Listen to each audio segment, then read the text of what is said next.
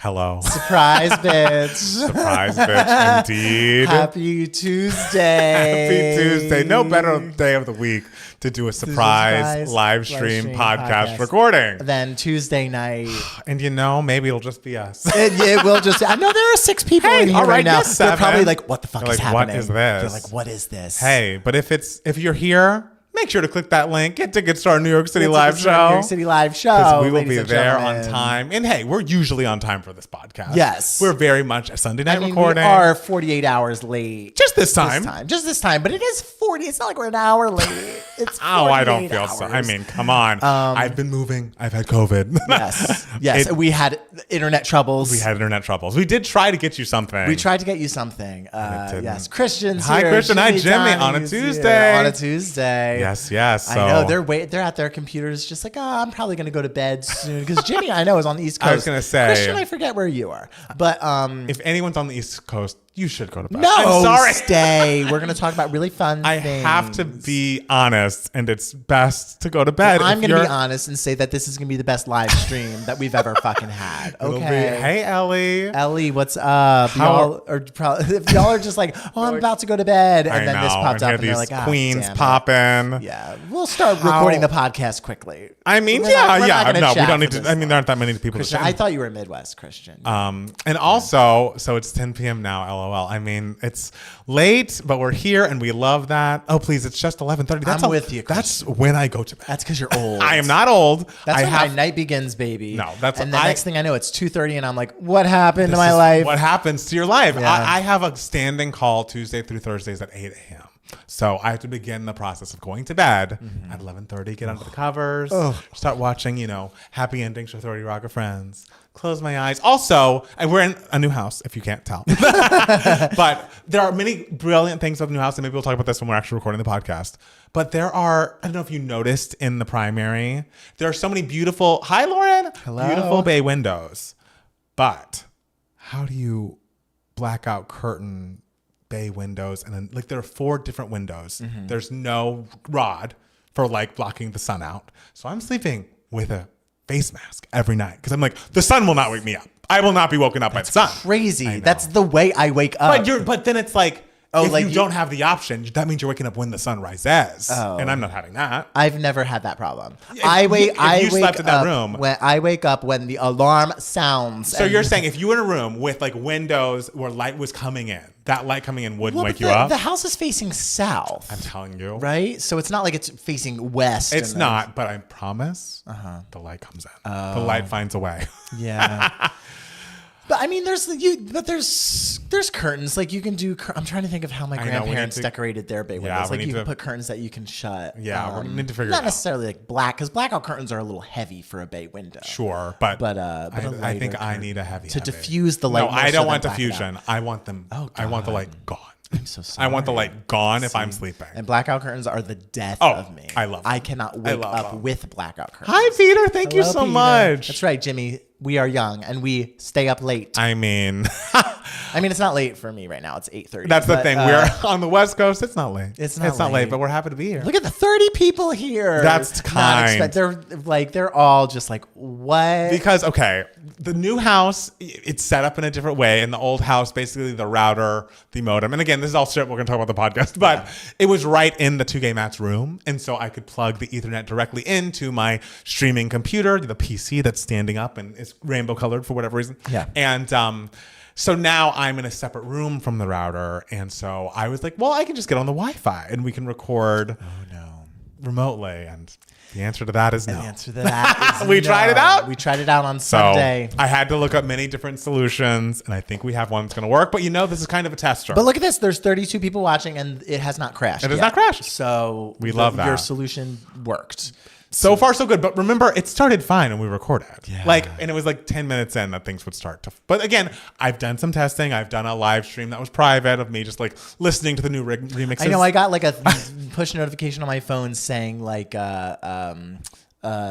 test worked or something, and I was like, what? Yes, no, it was test, and it was like I was just playing songs from the new Oops, They Did It Again 25th anniversary edition, nice. And so those got copyright flagged in the test that as that happened. So yes. Hi, I'm happy. This is the first live stream I've caught in a while. Hey, we love that. I guess Tuesdays work for you. I guess they I'm do. so sorry, it's not going to happen again. It's going to be back. It's going to be back to Sundays at 6:30. But it's also good that we do this because Miley's a coming. Like this time, and not this time, but almost 1 week from now, we're getting that new Miley record. Yeah. And which, by the way, is she? We should be talking on the podcast, but I feel, is she releasing that film in movie theaters? Because I saw it debuted or like premiered at what are one of those? A film festival? A film festival, like Tribeca or something. Can? I don't know what it was, but Cannes happening right now. It premiered at a film festival. I didn't hear anything about this, and you can premiere something at a film festival that you like do online. Right. Like I don't think it'll be. I feel like we would know if it was movie theaters. The thing is, okay, I like the music videos that we've seen from this record. We haven't seen the More to Lose video. Yeah. But if it's a movie, it can't be that. Yeah. Right? It's like, not. It seems not, like it's more like there's just a visual component to everything. Right. Like we're just doing music videos, but it's not. It seems to me more like Beyonce self-titled than Lemonade. Yes. And it still just kind of seems like there's just one setting. Yeah. So why would we? Was, yes, it's not Black is King. You know, like that could have been in a movie. Well, what is? What is Black That's the thing. King? If it wasn't COVID times, would it have been in a movie theater? I would have gone. But that's the thing is people weren't. Miley's movie is going to theaters for one night only, I believe. Okay, all right. Cool. Yes, it will be in theaters. Cool. Okay. One night only is good. One night only. Hey. And like one theater only too. I'm sure it'll be multiple theaters. Okay. Yeah, but we are excited about this. We are excited. Yeah, we're excited for Miley. Yes. She's got this going on. Hi, Ava. We missed you too. I mean, we did put a new video out on Friday. It feels like longer for us because we recorded that video. We recorded that video a month ago. And like so long ago. And our friend Corey was texting us about it, and we were like, I don't know what you're talking about. What happened in that video? What the reference was. Yes, but yes, it will be in theaters in U.S. and Canada. Okay, all right. We love North America. Not London. Yeah, what about London? What about the Smilers in London? Smilers. It's an okay one. It's not the worst. It's better than Aria Nators, of course. But it's not Lambs. It's not the Lambs. No. Yeah, it's not as confusing as the Navy. And what's the Britney? Army. Okay. What are your thoughts on new Miley singles compared to Flowers? Well, Flowers was more commercial, and like that was the point. Where I feel like this new stuff is more. You know, she was trying something else. And also, the only single seems to be End of the World. Yes. We do like the new song, though, as you saw in our review. Yes, I like the new song as well. Yeah. So I'm excited. Yeah. Miley's cool. We love her. Absolutely. Yeah. And I don't think the album's going to be too weird. The flower wall's gone, Michael. It's true. There's going to be a new peel and stick wallpaper, but it will not be flowers. What are you thinking it's going to be? I don't know. I mean, it might be flowers, honestly, but it won't be like that same wallpaper. Okay. Are you still going to do spring colors? I think it might be a different season. Oh, what season? I'm kind of feeling like more of a fall. Okay. Like a fall. I want to get a new rug because like you don't even see the rug back here because there's just more space here. Your wallpaper is going to look like the Evermore album cover. It won't. Okay. I want it to be just a little bit more grown up. Okay. A little bit more like a forest green or like a navy blue and then I want something just a little bit more adult. Okay. And then the rug will be lighter because the floors, as you can see, are like very dark. Yeah. And so the rug will be lighter. Like this one's white, but it'll be a different kind of. The floors are cool. Yeah, I like your floors. Okay. Well. Yeah. Yes. They're cool. They're modern without just being like that slate gray that is like on its way out. And you're just like, I love it. And I'm like, don't do it, Palmer. Don't do it. It's on its way out. I know. I mean, this is cool. It's cool. I love everything about, we're in a new home. It's wonderful. So many positive things. I would prefer a lighter grain of wood, for the floors. Like it's very dark, which but is I different. think that makes it interesting. You think it makes it interesting? Okay. Yeah. Great. So, but I do like it. I think you'll get used to it. I'll get used to it. Yeah. It's true. It's true. Got eyelash extensions and a facial today. Oh, that's amazing. That sounds like a wonderful day. Self-care. I care for myself the way I used to care about you. Great line. Don't even say that line. That line does things to me. Yeah, it's a great line. Oh, God. So also, again, this is kind of behind the scenes stuff, but I think we should schedule a few things Patreon things before we go on the trip. Because I'm going to France. Oh, yeah, we should. And I want to test out, because I'm glad we're testing out this live stream, and so far so good. Look, nothing bad has happened. No. But I want us to also test the live streaming capabilities on Patreon directly. I'd like to see what that's like. Because we're thinking about doing stuff like that. Exactly. So for our next $10 watch party, which I was thinking it could be a lot of things. Maybe Dreamgirls. Solid. That'd be good. Yeah. But I want to make sure that can work on the Patreon. And we also should schedule our talent show. Because I feel like we always have I forgot about that. a spring talent show. And I'm like, if we could do both of those things before I go to France at the end of June, that would be fucking sick. Okay. All right? I'm fucking ready. I'm for the fucking sickness. Oh, God. Yeah. Oh, and do you see I guess you can't see it because it's blurry, but do you see that one on the left? That's a Mariah poster. Jackson got me. Have the people seen that? Maybe I've seen that. It was always on this side of the room. And I don't know where it's going to be, but maybe I'll show the people. Have you heard the new Kesha single, Boy Crazy? No, but I was thinking we could listen to that on Thursday. Okay. Or, I mean, Thursday, because I was like, we're going to react to her album? Yes. When's her album come out? The 4th of July, so right when I get back. So we're going to have to do some back-to-back. So it's going to be Lord Kesha back-to-back. Yes, July's going to be jam-packed, guys. It is. 1 second, I'm going to get that post. Is Boy Crazy good? Because Joyride is fucking great. Joyride is great. Okay. All right, Kesha, we're here. Are you showing the people? Oh, look at that. Do you see all the Mariahs? Kesha changed the album name. It's not called Period anymore. I did see she doesn't have the big pink dot in the center of all her albums anymore on Spotify. These are all the eras. All the different eras. Do you recognize them all? Caution. We remember when she debuted her body. Yes, she's debuting her body. But it went horribly awry. Are we going to react to Renee Rapp? I didn't know she was putting out a new album. She's putting out a song. Oh, okay. Probably Maybe. not. Okay. A song. I'm not totally against doing a reaction. I'm not. Yes. Oh yeah, she changed Gag Order to Eat the Acid. One that that album that came out last year. Wait, she changed the title. Yes. Gag Order to Eat the. Why? Yes, I don't know. And she also, but she didn't change the cover for the Delusional single because it used to be like an AI art kind of slop thing, and now it is something better. Not that. Yeah. Not that. Yeah. Okay. Yeah. I kind of like Gag Order, but maybe there are reasons. Yeah, maybe there are reasons we don't know, but I like the title Gag Order show.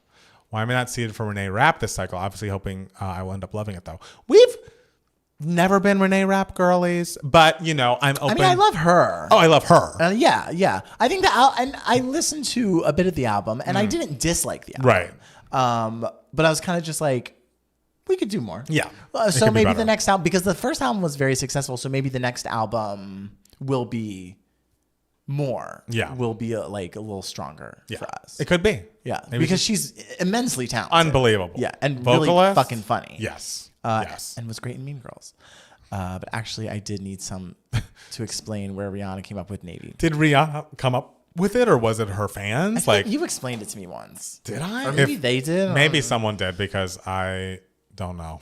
New Rihanna songs for the Smurf. Yeah, I was thinking we should listen to that too. That'll be Patreon. I mean, it could be real Rihanna. We haven't done a Rihanna in a long time. Yeah, well, I mean, because she hasn't had a reel in a long time. I know. I remember when by myself, I did the song from Wakanda Forever. Oh, you and did. I liked it. And you were nice about it. I was like, girl, I was also a bitch about it. It's a nice song. I have heard that the single from the Smurf soundtrack is like more of an interlude than a song. So I'm like a little concerned there. Oh, Rihanna, you mess. It's just such a mess. It's like, we've been waiting. You hate us. You do. We've been. Don't bother, LOL. I think that's funny. The Smurf. Okay, we'll see. Maybe it will be patron only. Patron only. Become a patron. We'll see, because, I mean, I want her to be back for real. Can that happen? That's what I want. No. Oh. It can happen. I don't know if it's going to happen. I think one day it'll happen. I know you don't believe, but you didn't believe in Act 2. I always say it, but it's true. I held out hope. Okay. It's really just the chorus repeated. Listen, we like Back to Back by Charlie XCX. That's true. That's a great chorus. Yeah. Smurfs original songs ranking. You mean that and the Britney one? That's just 2. And also, who cares about the Smurfs and the soundtrack of the Smurfs? I rarely care about a song written for a movie. I will never care about a song written for a family movie. Like, no offense, God. we love everyone, but like, Yes. I don't. Like, I'm sure the movies are, you know, I care about the movies. Like, I want them to do well. Sure. And everything, but like, with a whole like, oh, we have just sound. We just paid these people to put their names on it, and I don't understand the thing with big celebrities doing voiceover work. Like, why people are attracted, because it's not, you don't see them. I think it's just easy money. It's just easy money. Just easy money. I still truly do not believe people see movies just because someone is in them. Like, I that's like a concept that does not register with me. I mean, someone Like, being in them, especially if you're just a voice in Yeah. the movie. Like, I never Yeah. saw the star and Mariah, I think, is one of the lambs or Yeah. something. Like, Yeah. that won't. But I saw Glitter. I did. Okay, yeah, but that's because that was glitter. It was glitter. But yeah, it's like when I saw, what's it called? Guardians of the Galaxy. And I had completely forgotten until the ending credits that Vin Diesel was fucking Groot. Oh, right. And I was just like, they paid him this much. Have you ever seen Guardians of the I have Galaxy? not. They all he does is just say, I am Groot. That And I the know. voice is like altered. So it doesn't Right. even sound like him. And it's like, you paid him this money to do this? Are you out of your mind? Like, Right. no wonder movies are failing, because they're spending all this money on this shit that doesn't matter. It's also wild that, like, they, like, for a movie like Inside Out, where like the voices do make a big difference. Yeah. They couldn't open up the purse for, I think, Mindy Kaling and Bill Hader. Like, I think they both, between 1 and 2, wanted a bigger amount of money, and they're like, no, we'll just hire someone else. And it's like, guys, That's hard because it's a sequel. Like, you kind of have to have the same voice. that's what I would think. But I mean, other people were just doing impressions, and I mean, I did watch and love that second movie, but I would have loved. Taylor's version of Look You Made Me Do premiere during the episode of Handmaid's Tale. Yeah, I saw that. I know. It's kind of so Reputation, Taylor's version, I guess, is coming. I mean, I feel like we've been saying that for years. Sure. I hope it's coming this year, though. Wait, I just got here. Why is this a Tuesday show? Because we didn't have one Sunday. We did not. Yes. No, I was sick, and we tried to do one remotely. It did not work because I did not have my internet together. But as of now, it looks like the internet's together. here. We're here, and we're together in person. Yeah. Can't decide how I feel about. Yeah, people are like, "Oh my god, the new Look You Made Me Do is bad," and it's like, how bad could it be? Like, I just heard a second of it, and I was like, I mean, maybe this is wrong with me, but I do feel like a lot of those Taylor's versions sound pretty much the same. Like, and if they sound different, but then when they don't, style. yeah, like what's another one? We Are Never Getting Back Together. It's like, this doesn't. And some of them are, yes, it's like Red is better. Like, Red, an improvement. That Yes. title track. Yes. That. I know. There's a lot of, the thing is, when she's in her country or era, when she's banging on the guitar, it's usually like, oh, this is good. Yeah. But then sometimes when you're like, I'm not going to pay Max Martin, like the Smurf, like fucking Mindy Kaling and Bill Hader, pay them, pay Max Martin. Yeah. You have the money. Yeah. You have it. New time slot. It will not be the permanent No, time no, slot. it's just this week. I was confused and thought this was an old episode. You guys look much younger to me. Oh, I love it. We love the new Hey, office. this is the new office that makes us young. Hey. Hey, look All at right. us. We love the colors. Are you guys going to see the new Dakota Johnson movie with Pedro and Chris Evans? Yes. Yes. I'm excited about that. Yes. Oh, I hear it's so good. I guess I'm less excited than you. Are you kidding? Celine's song. Oh, you do love I'm Celine's so song. excited. Yes. That's going to be great. And people saw the trailer and were just like, oh, this doesn't look good. And I was like, I have faith. And apparently it's great. How did the trailer not look good? The trailer kind of looked very simple. Okay. Like a very simple rom-com premise and everything. So people were kind of like, oh, this is the follow-up to Past Lives. It's not something uber like high concept or Right. anything. And it's like, no, the simplicity is what Celine's song did so beautifully in Past Lives. And so this is going to be, seems like it's going to be simple, but Right. like, Okay. I'm excited I'm for so it. excited. Are you going to see the new Weekend Jenna Ortega movie? Absolutely not. I'd rather do anything else with my time. I'm not a Weekend fan. I hope all his fans are happy, but no. I wish everyone the best. We already discussed Biden president because the former White House staff was interviewed, and they say that his internal schedule kept him shielded and busy until he needed to rest. What does that mean?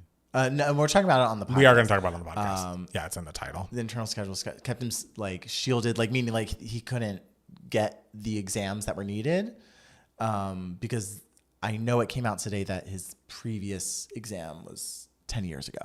for the prostate. But then I read something being like 70 is when you should get your.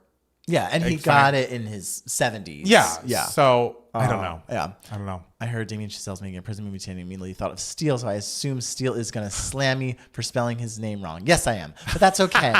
You brought up Damien, and that's fine. You also spelled Damien's last name wrong, but that's okay. I love you. God. We got Palmer to watch Babylon. Anything can happen. Not anymore, baby. Those long-form requests are now closed. Oof, that was a tough. However long it took me to watch that movie. 2 days. Tough 2 days. 3 hours and 9 minutes. Ooh, longest 3 hours of my life. Longest. Oh, God. Okay. Should watch that again. Well, you have fun, baby. Okay, should we start? Yeah. Okay. Ooh. Oh, yeah, that's farther. Oh, that's farther. You got this. This is so stressful. You can do it. I believe in you. Oh, my God. Oh, my gosh. Oh. Well. Happy Tuesday. Happy Tuesday. We are currently live streaming on a Tuesday and not a Sunday for reasons that we will discuss on the podcast. Yes. But we surprised everyone because we did not announce this. We're basically 2013 Beyonce right now. This live stream that we are doing now is the self-titled era for Two Gay Mats. And I hope everyone is just as excited about it as we were when Beyonce dropped self-titled. The 52 people who are on with us right now are over the moon, are going to stay up all night with us, going to tell everybody at work tomorrow, oh, you won't believe the Mats. Yes. They live streamed. Yes. And we stayed up for it. Yes. Yeah. Go to bed if you're up, honestly. It'll be fine. It'll be here tomorrow. Most people are just listening to the podcast episode. Sure. So they're listening on their own time. But just so you know, if you were one of the lucky 54 that were here for the live stream, you are so blessed. So blessed. You witnessed it all. The history. The history. Okay. Let me put on that. Okay. Some of you are going to get ads. Some of you will not. And that's okay. We love you all equally. Nah, come on. And like a couple of other things happened since we tried to record this podcast. Yeah. So we'll discuss. Soon to be Taylor's version. Yeah, when is Taylor coming out again? Prostate exam wasn't part of the physical exam that presidents released to the public, I guess. Okay. If Rapp doesn't come out this year, I'll be shocked. Okay. Yeah. I'll be shocked too. It does feel like it's got to be the year. All right. Do you want to start? Do you want me to start? I'll start. All right. Okay. Hey, everybody. Welcome back to another episode of Two Gay Mats. It is Matt Steele. And it's Matt Palmer. And we are coming at you a little late. Yes. There is a long story here to discuss, ladies and gentlemen, because...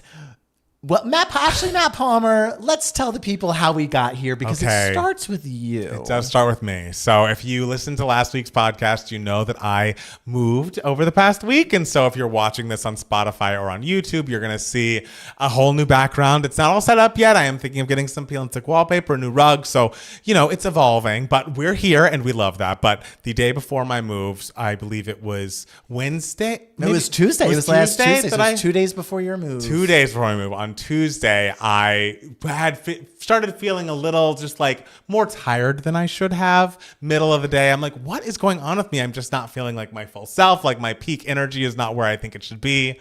And we had just hung out with a family of Jacksons, and someone in that family group had tested positive for COVID. So I was like, let me just be safe. I'm sure I don't have it. But it's better to be safe than sorry. The last thing I want to do is spread COVID around in 2025. That's just very not chic. And so I took the tests. And even though Matt Steele doesn't know this and didn't believe that it was true, but when the line turned red so fucking quickly, it's like, you don't just have it, you like really have it, bitch. And so it literally was like 1 minute after I had begun the test that I was like, yeah, babe, you got it. And I was like, oh no, I wasn't really planning on moving with COVID in my body. Who plans that? I mean, you make plans and God laughs, they say. I mean, I can't think of anything worse, truly, because there's truly nothing worse than moving, period. It's bad. And then doing it when, like, you're not feeling well. Yes. Even though you said you were pretty okay. My symptoms were at their worst maybe on the Wednesday, and they weren't that bad. It was like, head cold. It felt like just a normal head cold, congestion, that kind of thing. But when the movers came, and, like, obviously being around Jackson, who's very much like, I'm not getting sick. Jackson's like, I shall not get sick. And he did didn't. But I've been wearing like basically an N95 mask for like 90% of my life over the past week. Ooh. And so, yes, that was not fun. But then I did take a test Sunday night. The line was much lighter. And so I was like, yes, I'm almost out of the woods. And Matt Steele was like, that's not how that works. It doesn't mean anything. It just means that the sample, it's that one sample. It doesn't necessarily mean like your whole body. Right. But it's like I really go up and I really mix it around. You do, babe. I'm sure you stir that brain juice. Stir the pot there. Yes, I do. And then on Monday after work, I was like, okay, I'm going to do it again. Here we go. No line whatsoever. No line whatsoever. But you could have had a podcast on Monday, the usual time when we do it, because we were like, okay, Matt Palmer still has like the faint line, the viral load is light, but I'm not going to come here and sacrifice my life for this podcast. I shan't. So we were like, we can record it remotely and we'll just like upload it. We won't have a live stream. It'll be fine. So I come home from like a trip that we'll talk about. And we start recording remotely in the new apartment. Yes. Well, apparently in Matt Palmer's new house. Sorry, not apartment. He lives in a mansion now. Nope, not a mansion. A mansion, huge. I feel like a little orphan Annie just visiting Daddy Warbucks for the first time, not ladies true. and gentlemen. None of that's true. Apparently the router in the house is further away than it usually is. So twice during our recording process on Sunday night, it just went awry. It went awry. It went down. Like I am so used to, sorry if you're not a computer person, but let me just explain. I used to have the router and the modem in the same room with me where the 2 Gay Matt's room was with the, the flower wall. And I could just plug in the Ethernet cable into my PC here, which is, a stand-up PC that's good for live streaming, whatever. And so I was like, okay, I don't have that, but I have a little Wi-Fi extender. Matt, so you see that to your right. Maybe from the living room through the wall to the extender, the Wi-Fi will work. The stand-up desktop will work. Everything will be great. Everything was not great. No, Matt Palmer froze so many times and it just ruined the recording. So we were just like, you know what? We won't have a podcast this week. Right. And, Matt Palmer, one of his biggest skills besides, singing, writing music, podcasting, talking about pop culture and music and everything. So kind. But what he does better than truly anyone else I know is when he is not in a good mood, he freezes the energy of the entire world. You feel the waves reverberating through the atmosphere. God. Just know if you wake up and you're feeling a little weird, uneasy, it's probably because Matt Palmer's mad about something. So he texted me. He's just like, after we decided to give up on the podcast, he was like, I'm on my way to Best Buy now. And I was just like, girl, I feel it. And you are pissed. I mean, he was grumpy, but I had to look up like, okay, how can I get Ethernet ideally into this room that is so far away from the router? And so I looked up something, it's called a power line, which is essentially, okay, you plug your Ethernet cable from your router into this one box that you plug into the wall. And through the wall, they send the Ethernet signal through the wall, through your wiring. And so that plug right there is plugging in the wall, receiving the internet from my router, and you'll see the Ethernet cord plugging into the PC. So I had to get a power line together, understand exactly how that worked. And that's just why today I was like, okay, this is half a test, because who knows if it really worked. But so far, so good. I'm feeling good about it. But it's just like, was a person that it likes to solve a problem. Yes. And right away. Right away. Yes. I don't like a problem just sitting. And so I'd gone to Best Buy. I had plugged everything up. I found out that I didn't have an Ethernet cord. Do you call it Best Buy? Best Buy. Oh, I say Best Buy. I might say Best Buy. But I wouldn't scoff either way. Okay. I think continue with your story. I just wanted to clarify. Yeah. But I think Best Buy is more right. Okay. Best Buy. Okay. Now I'm thinking whatever. About it. But then I plug everything in, try to hook the Ethernet up to the power line from my router. Cord's not long enough. Oh, and so you bitch. I was like, I'm going to bed. I turned to Jackson. I was like, I've decided to go to bed. He's like, it's 9:30. And I was like, I have reached my peak. Another thing he's good at, when he is not happy, immediately to bed, and he's able to shut those eyes. But the thing is, I knew I would wake up and feel so much better. So it's like, what is the point of me staying awake right now? Just to be up and steaming, not having any solution. Having disappointed the people because they didn't get a live stream. They didn't get a podcast. It's devastating. It was more about me than the people. No shade. Okay. Well, I was thinking of the people. I want to solve a problem. I don't, especially like a technical problem. Oh, yeah. That's my wheelhouse. I should be able to solve it. It's like if someone said, "Hey, we need a singing ginger for XYZ who does musicals, loves it," and you weren't able to deliver. It would be like, "How can I? This is my thing. How can I live with myself? This is what I do." Yeah. So.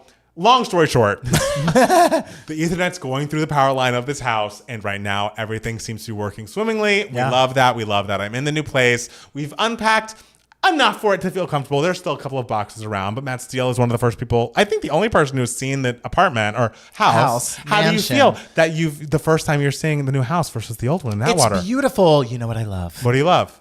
He has a yellow door. I love the yellow door. Is it yellow? Yeah, bitch. You live here. That's the first thing you notice. It's a house, because I honestly forget what color the house is. Right. But it seems like it was, the sun was setting, so it seemed like an off-white or maybe like a light blue. I don't believe remember. that. But what do you mean you believe that? You live here. I live inside. I don't live outside. Yeah, but like you've been here a few times because Jackson's sister. And but I'm not like an outside. I'm more of like what's on the inside is what counts. Okay, and so like you've seen the outside of the house so many times. No idea. Okay. Well, anyway, the door is like a beautiful, like pale yellow, a lovely pastel, like perky Easter. I love it. I love the yellow door. And you know what else I love? Oh. I, like my grandmother, love a bay window. I love a bay window, and you have too. And I'm just like, oh, I want a bay window because it reminds me of like the homes in like Trenton where I'm from, and it's just bay windows just always feel so warm and lovely and homey to me. Well, how did your grandparents? You said your grandparents had bay windows growing up. How did they deal with the lights coming in when they did? Like if they wanted to sleep, because the issue is we have bay windows. I never saw a bay window with a bedroom. Oh, I'm in a bay window bedroom right now, and the issue is there's just so much light coming in. We have like, kind of like the curtains. What are those called? No, the blinds that you see behind us. Yeah. They're like that, but then you can see through them. And so like if I have my like sleeping mask on, the light is going to be a beaming on my face. And I'm like, I don't want to get up with the sun. I'm not a fucking rooster. Well, honestly, if you don't end up solving the window light problem, a sleeping mask is good for you as well, because when you have something that covers I learned this in physical therapy. When you have something that covers your eyes, when you sleep or like when you're resting, it helps relax your muscles even more. Yes. Okay. Yeah. I mean, I'm honestly kind of fine with the sleep mask. Jackson's not a sleep mask person, so maybe he can get into it. But like he's sensitive about things touching him while he's sleeping. I'm imagining. Interesting. Like I don't think he would. What happens when you want to wrap your big strong man arms around while him we're sleeping? And keep him secure and safe. That happens before we fall asleep, and then it's like, well, good night. See you in the morning. Because I am similarly like I need to be. When I am sleeping with a man, I am just like, hi, here's my body, and it's attached to you. That's just another reason why we can never be together. It's fine. I know. I think all those people that wanted that have fallen off. They finally realized it's not going to happen. They realized it's fine. But I guess what else did you do this week? Nothing. That was so much. But I am now better from COVID in the new house. Excited to get everything looking great. But I'm glad that we're here all together. Matt Steele. Yeah. How was your week? My week was very fun. It was very eventful, very busy. My friend Megan, who lives close to you now. Oh, I love that. It's the same exit on the highway that I take to get to her. So you can visit her and hang out with her. Perfect. And forget all about me. And so she belongs to this Shakespeare group in Pasadena. Okay. And they once a month they do a reading of a play, like whether a Shakespeare play or whatever kind of play. They do like a reading at Shakespeare Club, this really beautiful old historic building in Pasadena. And so this month they invited me to be a part of their reading of the Noel Coward play Hay Fever. And that was very fun because like British like comedy of manners like are very much just about like stuffy British people and their ridiculousness. The play is about like a family of four and they're all artists and ridiculous and loaded and totally cut like delusional and everything. And they each invite someone over for the weekend and they like turn their guests off because they're so self-involved and narcissistic that the guests like have to escape this crazy family that they are staying with for the weekend. And so that was very fun. I did that. Tuesday we had rehearsal. Then Thursday it was just like, a 2-hour rehearsal and where we just read through it. And then Thursday, like we mounted it and we performed it for a bunch of people. And so that was very fun. That's so cool. And then Friday I went down to Palm Springs to hang out with a bunch of my friends from college, Megan included, because my friend Nicola and her boyfriend Eric were renting an Airbnb in Palm Springs for an entire month. Wow. And so this weekend they invited us to all come down. So it was like them. It was my friend Megan, her husband Christian, and their son Leander, who's 2. My friend Lauren, her husband Matthew, and their son Harrison, who's a year and a half. Oh. And my friend Jen, who lives in Vancouver, with her husband Eric and their son Ori, who's 2. Wow. So it was so people were like, "What did you do in Palm Springs? Did you go out? Did you gamble? Did you this? Did you that?" And it's like, I was in a house with a bunch of toddlers and we were teaching them how to say, please, thank you. Whenever they dismounted a couch without falling on their face, we clapped. Yay. Oh, it was so it was very much like a home visit with it was a very domesticated, a very domestic Palm Springs visit, but very, very fun, especially because I haven't seen my friend Jen in a long time. Wow. Probably 2 years. And so it was, a year. I forgot. And so that was really wonderful seeing all of them. And it's just a lovely time just being in a house with a bunch of toddlers and just seeing all my, friends become mothers and parents and fathers and everything. It's really, really lovely. Were the toddlers good sleepers? There were some struggles. Okay. The toddlers are usually good sleepers, yes. I know. But occasionally, because they were in a new environment, totally, there were some struggles. It happens. But you know who was not a part of that struggle? Me. There you go. All I know is a struggle apparently, and they were very nervous. They were very much just oh God, we're keeping Matt up and everything. But me, I could sleep through a nuclear apocalypse. I don't need a sleep mask, ladies and gentlemen. I could have the sun beaming through that bay window, people screaming, shouting, everything. I'll maybe wake up for 5 seconds and go, oh, that's nice, and then fall right back asleep. So I had a very lovely nighttime. That's great. I can't say that is the same for the rest of my friends. Well, but you know what? They went home and they got the rest they needed after the fact. And you could just be fun Uncle Matt. I was fun Uncle Matt, and then I went to bed. And that's the point. So I could get my rest to be funner Uncle Matt the next day. There you go. 'Cause that's my job. It's a very important job to be the gay Uncle Matt. So much on your plate. Yeah. You're really working the hardest of everyone in that home. Exactly. Yes. Yeah. The energy I was putting forth. And did you get into a pool? Because I, again, don't think I've seen you in a pool. Oh, I stepped in the shallow end. Okay. And I walked around with the kids with all their float. And I love when, toddlers are by a pool because they're like, I want to go to the pool. But then they get their swimmies on and their thing around their waist and everything. And they kind of just end up walking around the pool several times, looking at it, kind of just that.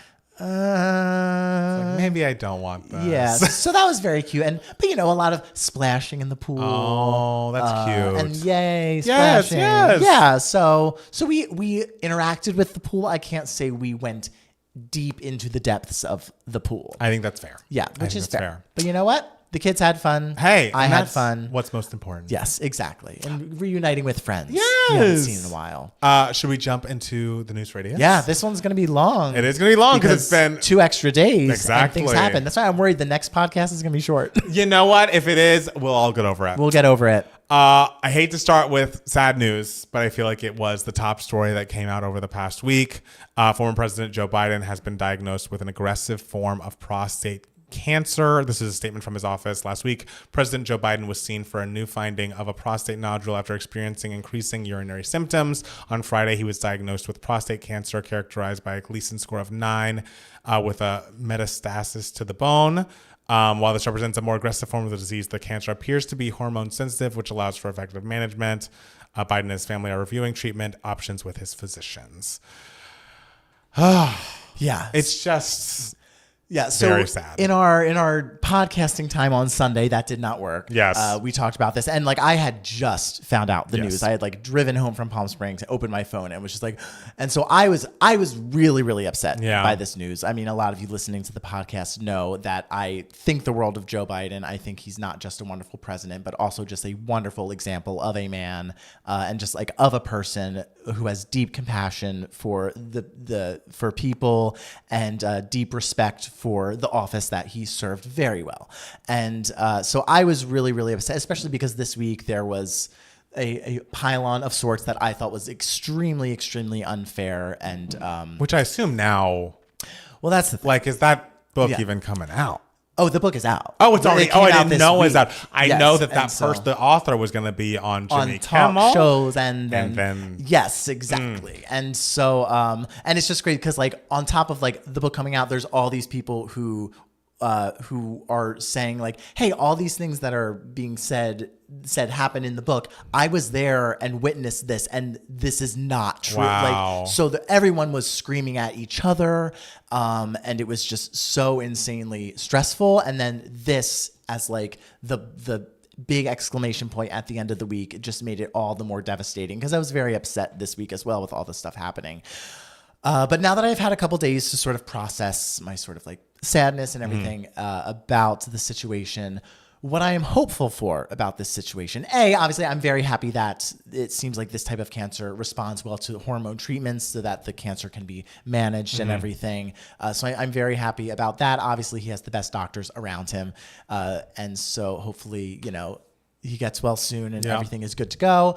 But what I am hopeful for in terms of like this happening is that people remember and now sort of realize what is truly important about not just life, but this era in time. You know, it's kind of like when someone who, you know, you're in a family with gets sick or something happens to them, like nothing matters. You truly like remember like who they are and like why you are a family and everything. And so, you know, since the election, everyone's just been screaming at each other, trying to overanalyze, pointing fingers about like, it's this person's fault. It's this group of people's fault. It's this person's fault, trying to like come up with some sort of explanation, pointing fingers at everyone else except for themselves. Instead of like wanting to take accountability for themselves, but that's a different topic. But then when something like this happens, you realize like, oh no, like at the end of the day, like this is a good guy. And so who like stood for something important in the country that we should all be standing for. And so I feel like this could hopefully become a uniting force within, you know, the Democratic Party and the people who stand against everything the current administration stands for. Like you remember, it's like, you know, when a family member gets sick, it's just like you unite, right? You know, and so I'm hoping that this can be a nice unification process, right, for and it also all of us. Highlights what this administration is not doing. Like I saw it come out today that like they're not giving vaccine boosters to people that are under the age of 65 unless you have like a special need for them.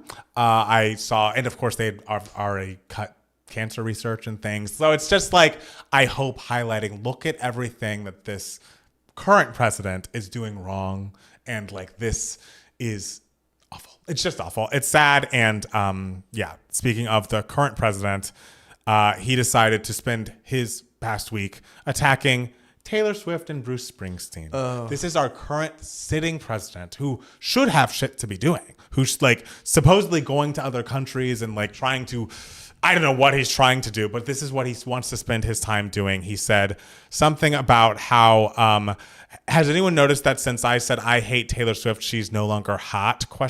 And it's like, please don't refer to this young woman in any sort of way as hot, you weird old lechy freak.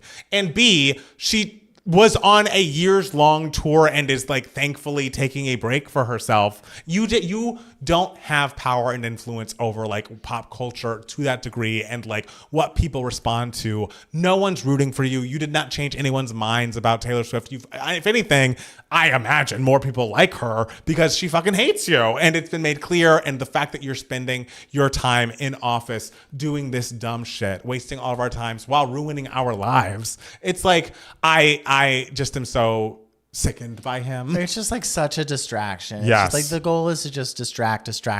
So he's like, what am I going to talk about? That's going to get the most people talking about something inconsequential so that you don't focus on like the truly terrible things that I'm doing. Right. Oh, I'll tweet something about Taylor Swift. Right. You know, that's Truth Social something about Taylor Swift. Whatever it is. It's all tweeting to me. Yeah. And so that has been the strategy since the very beginning, and it's the strategy now. And so we just have to learn to stay focused, stay unified, and remember what's important. Yes. And that is each other, the people we love, Yes. And the midterms. And the midterms. And making sure you are registered to vote for the midterms. Yes. And that you vote for the Democrats to take over the House of Representatives and the Senate. Yes. And whatever governors. All of it. Thank you. Thank you so much. In other news, Miss Madonna and Netflix announced that there is a limited series about her life in the works with Sean Levy, who I know he's a filmmaker, but I don't really know what he's done.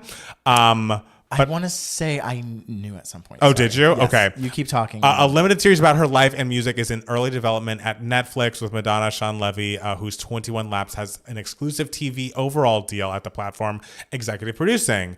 Deadline has learned. A rep for Netflix has declined to comment. I think this is great. I think the fact that like we're trying to think of our legends like the Madonnas and Mariahs of the world, like trying to fit their story in a biopic when it's so long. When you are Madonna. Yes. Yeah, if it's like a biopic about like a very specific point in someone's life, then it's like, okay, single movie, great. But if we're doing the life of Madonna, it would be too long. Yes, so I think this Netflix series makes a lot more sense. I also wonder if Julia Garner is going to be Madonna in this version, because like when the now canceled Madonna biopic was in the works, I believe it was announced that she was going to be portraying Madonna. But I don't know. I just am excited to see her story be told on screen. I'm excited to, for other generations who obviously know who Madonna is, but like I want the youngins to know her importance and to like see the story. Oh, sure. Because like, you don't get pop star of 2025 without Madonna. Yeah. And like we as a culture spend so much time focusing on like what she do to her face or like, she covers her hands. It's like, okay. Watch that Like a Virgin performance at the VMAs and like you'll see how she started so many things. Yeah.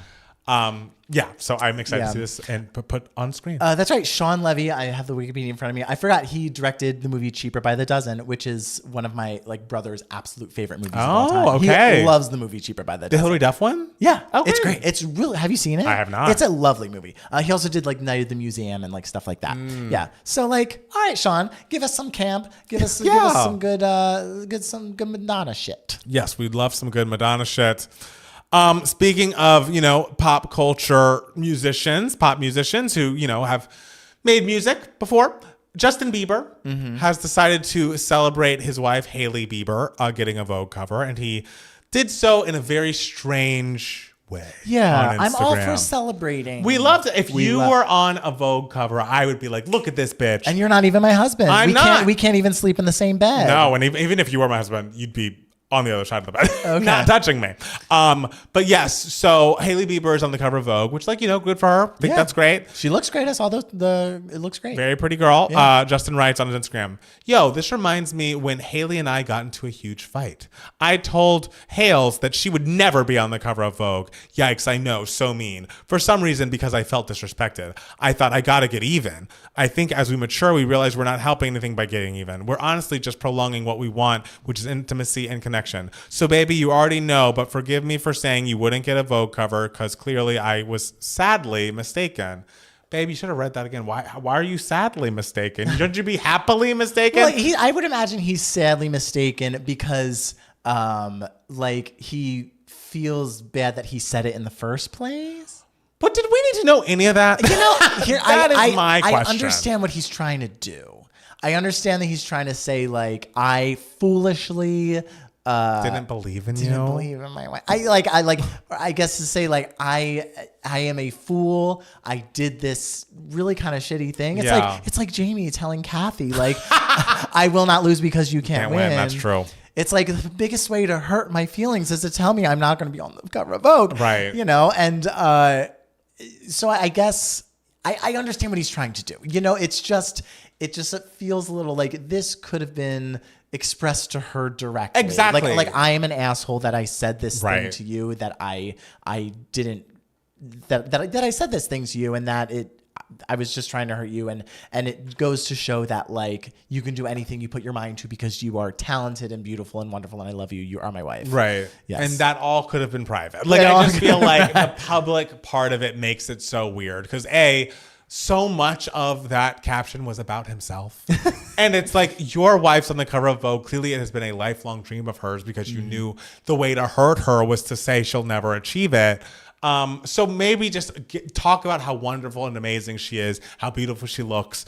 Don't tell us that you tried to weaponize this achievement against her before it even happened because you're a piece of shit. Like, I don't get it. I don't want to be, I don't want anyone I'm dating to congratulate me, celebrate me in that way. So maybe they had a deal where she was just like, if I get on the cover of Vogue, you have to publicly make yourself look like a fool and tell the world that you were fucking wrong and that you said this dick thing to me. Well, so you look bad. If that's the case, this is a weird, twisted, Who's Afraid of Virginia Woolf, manipulative marriage. Maybe that was their version of Beyonce being like, okay, I'll stay with you, but I'll make lemonade and you'll be in it.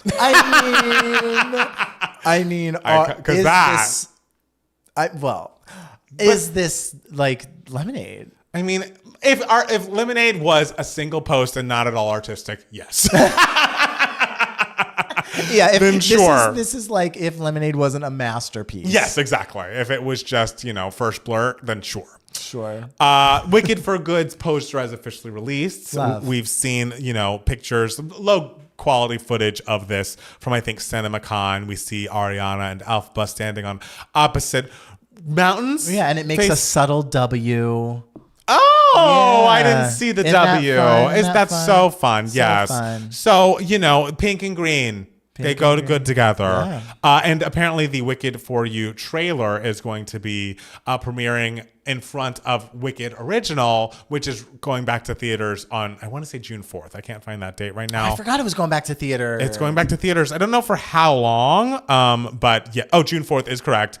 I don't know how long it'll be back in theaters, but then people will just go to that movie theater to see the Wicked for Good trailer. Sure. The Wicked movie girlies are no joke. Oh, yeah. Well, back in 2003, 2004, the Wicked girlies were no joke then, and now they're adults with their own pocketbooks. Okay. It's true. And so I'm glad that, Wicked is coming for them. November 21st. We'll get here before we know it. Wicked is coming for them. Wicked is coming for them. So it's coming for us all. It is. Watch out. Yeah.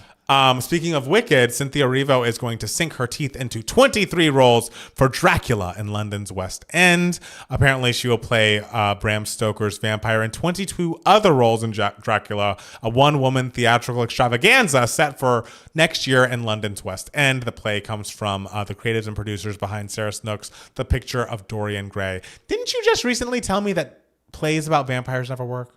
Musicals about vampires. Oh, okay. I don't know if I have no information on straight plays involving vampires. Yeah. But musicals about vampires do notoriously not do well on Broadway. But in London, London is a different beast. Its own thing. Okay. Oh, girl, the Starlight Express in London. You ask anyone in London, England, about Starlight Express, and they're just like, greatest musical of all time. Whereas on Broadway, the audiences were just like, this is a little too much for me. Well, saw, what did I see at the West End? I think I saw Anne Juliet at the West End. Oh, you saw Anne Juliet? Cool, I did, cool. yes, when I was in London for work right before COVID. I saw it and I was like, wow, this is great. So cool. Love that. And it did well on Broadway. Like, did it get Tony nominations? It's still going? Is it still? I think it's still running. Yeah. Great. And yeah, I think it's cool that she's playing all the parts. A part of me is kind of just like, did you just not want to pay other actors? but I mean, I would love to see her. And it's a fun acting challenge. She now has the clout as an actor to be like, hey, I want to do this like crazy thing where I play 23 roles. And most of them are probably men. And one of them is a vampire. Right. So she's earned it. Go for it, girl. Yeah, absolutely. Good for her. Lorde is saying officially that she is in the middle gender-wise. Her quote, which I really love, "I'm a woman, except for the days when I'm a man." Iconic. She says she's in the middle. This is in a recent conversation with her friend Chapel Roan. Chapel asked her if she was non-binary now, and that response was in response to that. Cynthia Erivo could say the same thing when she is on stage in Dracula. That's she could true. Say, I'm a woman except for The days when I'm a man. The days when I'm a man. Yeah. The moments when I'm a man. And I believe she has a new pre-release single coming out this week. Lorde does. And I think it might have a similar theme. What is that new single called? Do we know? Oh, Boy. Well, there you go. If it's called Boy. It's 2 words. I remember that. And it's what starts with a B. Oh, okay. But why do I want to say boy? I know the cover. The cover is like her boobs in like duct tape or something. Do we think it's on her Instagram? Let me see. Yeah, it was announced yesterday, I know. So here we go. I see a boob pic. Man of the Year. There you go. Man of the Year. Okay, it's not 3 words. I don't know what I'm thinking. But yes, it's about, it seems like something about gender is going to come up in this song. So we'll have to learn more. Oh. When we take a listen. Okay. That's my assumption. I could be wrong. I forgot the new Kesha song is called Boy Something. Boy Crazy. Boy Crazy. Yes. Okay. Not Man of the Year. Okay, Man of the Year. Which I hope is not like Man of the Woods, because that was bad. Yeah. I remember that. Well, Lorde doesn't like the woods. She likes the beach, as we know. We do know that. You say you love the beach, but you're such a damn liar. Charlie XCX put out a video for Party For You, which is a song from her album How I'm Feeling Now, which came out in 2020. But that song is now going viral on TikTok. I believe it's now 55 on the Billboard charts. Damn. Just based on it going viral on TikTok. So yeah, she made a video for it. I haven't watched that video, but I think that's a cool thing. I've always been one for like, when your song is going viral on TikTok, which is going to happen for these artists who've been around forever, you should be promoting it. Like even for these Taylor's versions, every era that she doesn't put out a new music video for a Taylor's version song, I'm a little like, why did we not get an Enchanted music video for Speak Now TV? Why did we not get a Cruel Summer music video? Right. And even when Mariah does her anniversary editions, like I would have loved like a new music video for Whenever You Call, Butterfly, and the... We're just like begging these women to hurl money into the atmosphere. Hey, like, light your money on fire. Hey, please, but it'll promote. I think, as Lorde showed us, you can make a music video for $5.99. Hey, and I bought Minnie a camera that looks good. I have mini camera equipment. She could hire someone to shoot her for a couple days. Yeah. I'm not saying blow the budget. I'm not saying you have to make Bad Blood or whatever, but. So just another visual for the people to soak into. Sure. I know Beyonce's saying, "Oh, we're just about the music, not the visuals." I still love a visual. The thing is, though, are visuals worth it now? Are people like consuming visuals? I know they're not, but I want them to. I know you do. We got to be the change that we want to see in the world. Revolution. Yes. Do you hear the people sing? Look at us. Oh, right. Yeah, yeah, right. Yeah, right. Yeah. Yeah, they lost. so Not they lost. They did. They lost bad. Oh, wow. Max is becoming HBO Max again. Hey, we love reinventing yourself back to something that guys, you who thought taking the HBO out of HBO Max was a good idea? People have so much like goodwill towards that brand. It never made sense to take it off and to mix in all your like TLC bullshit, which like, yes, did I watch some Welcome to Plathville? Absolutely. It's John and K+8? I think it's probably on Max right now. That's what I'm saying. It's because it's all mixed up there, but we need to keep the HBO in HBO Max because there's still prestige on that HBO? streaming. Yes. And like people still care about the White Lotus. Yeah. People still care about what HBO means to people. So I am glad they're bringing it back, but it's also like, guys, let's stop making bad decisions. Like that was a bad idea from the start. Yeah, like if you're not really going to go through with it, then don't make the change at all. Right. Like if you're going to be like, "Ooh, we're dropping the HBO." Never mind. It seems weak. It does seem weak. And you're not weak. You're HBO. Right. You're strong. So never move that HBO again. We're watching you. Yeah.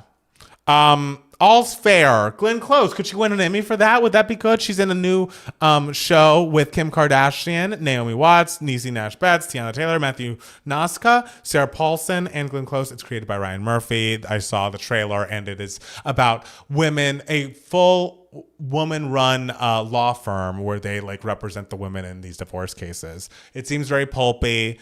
I'm shocked that Kim Kardashian's like front and center. I realize like she's a big name as far as like social media and influencing goes, but an actor? I don't know that she should be getting higher billing than Glenn Close. Well, I mean, that is a little. No one should be getting higher billing than Glenn Close ever. Not Nicole but Scherzinger. If Glenn is like a supporting role, like and could Glenn Close win an Emmy? She has, and she can again. Great. All right. So Glenn Close can do anything she puts her mind to because she's one of the greatest actresses of all time. Is it just the Oscar of the EGOT she doesn't have? She doesn't have a Grammy. Oh, she doesn't have a Grammy. Okay. Yeah. She can make an audiobook. I guess. Get on it. Or like if she's in another Broadway musical. Yeah. Because now if you win like his recording, like the cast also wins Oh, okay. the Grammy as well. That's how a lot of these Broadway people have like Grammys now. Got it. So listen, Glenn Close can do whatever she wants. Or at least I don't think she has a Grammy. I don't know. I'm not going to look it up. And I assume you're also not going to watch the show. I wish it the best. Absolutely. And it might cross my eyes. And cross my eyes like, oh, this is crazy. My eyes are crossed. Oh. I don't know. I might cross paths with it. Right. But Big Brother's starting. So that will take up 3 whole hours of your life every week. Baby. No. Aren't we going to talk about it in the News for Idiots? No. We're not going to talk about the Big Brother announcement. I didn't see any Big Brother news, but if you'd like to share with the people, I maybe would. Now's a good time. Okay. Or we could do 2 gay minutes because this whole intro is long enough. I mean, whatever you want to. Okay, 2 gay minutes. We'll do it during 2 gay minutes. Chris Brown got arrested when he landed in London because apparently he hit someone with a bottle back in 2023. And this comes immediately after Chris showed support for convicted singer Tory Lanez, who is in jail for shooting Megan Thee Stallion. And Chris Brown, I guess, was supposed to start his tour in the UK, but he can't make the first few dates because he's behind bars. Okay. Okay, so he got arrested for something he did in 2023. Yeah, because I guess he has not been on the UK soil. Yeah, it's all about the soil. Sacred land of the Queen. Right. Okay, well, I'm glad they remembered. I'm glad they were still like TikTok, waiting for you to come back so you can got serve your dates. time. We'll be at the airport. We'll be at the airport to pick you up so you do your community service. This is why you don't hit people with bottles. Yeah, this is why you don't hit people, period. Yes. Because the Brits will remember. Yes. They will hold that grudge and they will get you when you're back also there. remember, but I am not law enforcement. But I remember what you've done. Yeah, the 2 gay mats remember. We do. Until we don't. I don't remember if Glenn Close has a Grammy or not. Yeah. This is Halle Bailey was granted a restraining order against her former partner, DDG. I don't want to read into the details because it's just too sad, but I'm glad that she was granted what she feels she needs. I am glad that she is, I assume, the person with primary custody of their beautiful son, Halo. She's just a wonderful, wonderful person. I only want good things for her. And the fact that her former partner has done things to require this restraining order really makes me so devastated. What a beautiful and talented person. I only want good things for her. Yeah. Sending love and light her way. And other sad news, the Diddy trial is still ongoing. Did you read? Rough. I mean, a lot of sad stuff happened. Yeah. See the Cassie stuff? I did not see it, but I've heard about it. Oh, I again won't get into the details if you'd like to look up the details of this case. It's very sad. But I thought something that was a positive that happened after this is her now husband, former personal trainer, Alex Fine. A lot of people have been like, oh my gosh, it's so great that Cassie was saved by this man. It's so great. It's so great.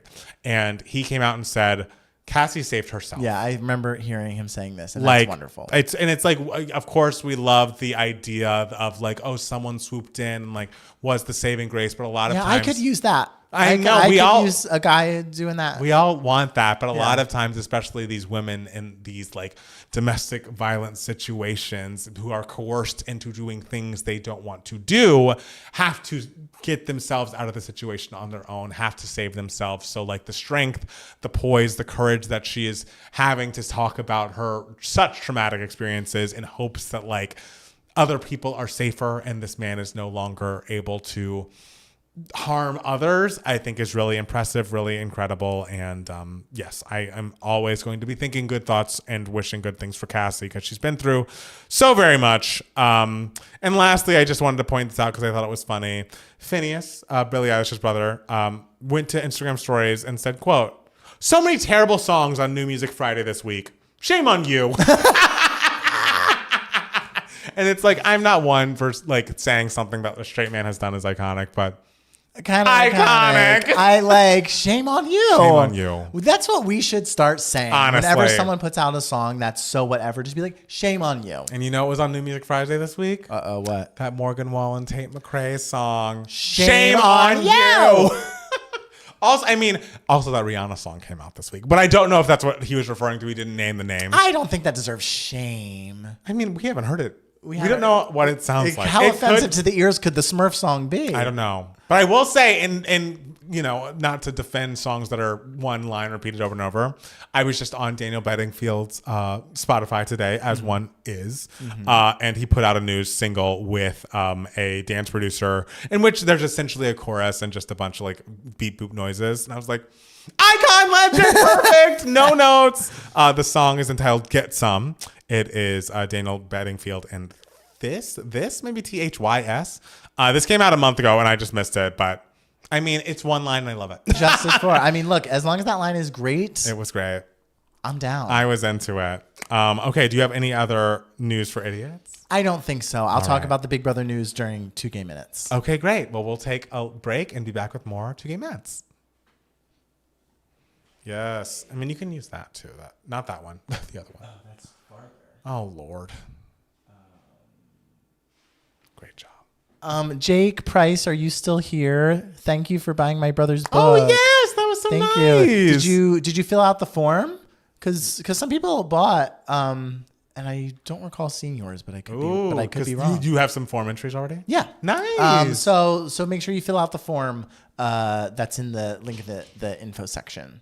And if you're going to be on the East Coast over Labor Day, get tickets to the 2 Gay Mans live show. Yeah. Link in. And bring the book, and my brother will sign it. Yes, because he won't even need a card. You Yeah. know, the signature card. What's it called? The book plate. They called plate. it book plate. That's hard. Is the Big Brother news you got cast? It is unfortunately not. Not yet. Not yet, darling. Not yet. Not yet. We're still holding out hope. Yes. But yeah. How's everyone doing? Oh, and also, did I call Wicked For You instead of For Good? Whatever. You did. Potato. Is Phineas straight? I guess I just assume not. He's with a woman. He's with a woman. But I guess I don't know if he's But I mean, Lord is a woman, except for the days when she's not. Hello? So She said it. She said it. We don't know. I also did watch the first episode of Overcompensating. Someone asked us earlier, and it's okay. Okay. I'm going to continue watching it, but I wasn't blown away. Okay. Yeah, How many episodes are there? I think 8. Okay. Yeah. He's dating an influencer. Also, me and Janie saw him when getting ice cream after we got ice cream one time. Because I think he lives in her area. Cool. Wicked, shame on you. Yes, that's the new sub. The thing is, Wicked didn't always have a subtitle, okay? I'm still getting used to it. We're getting used to the subtitles. Still does not like it. I still just call it Wicked 2 or Wicked Act 2. Act 2 is cute. Lord and Phineas would make redacted. Yeah.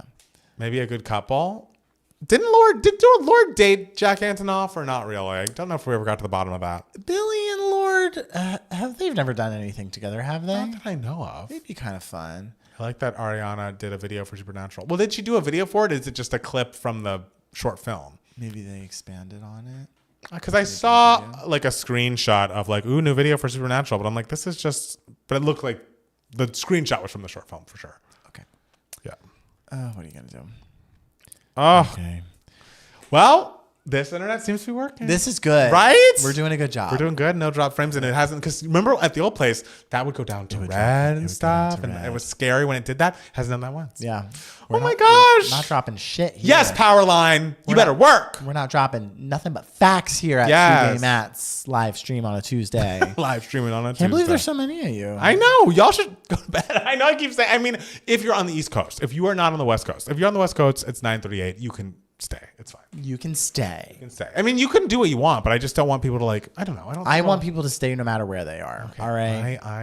I don't know. I just don't want anything. We're dedicated to you. We are dedicated. And so we appreciate it when you're dedicated to us. Hey, Matt's had a really rough night, so I'm happy to be watching you two on my TV, Oh, relaxing. sorry, Thank you, Bob. Bob. I hate to hear that. I hope you can cheer you up. Yeah, I hope that this is fun and not too dumb.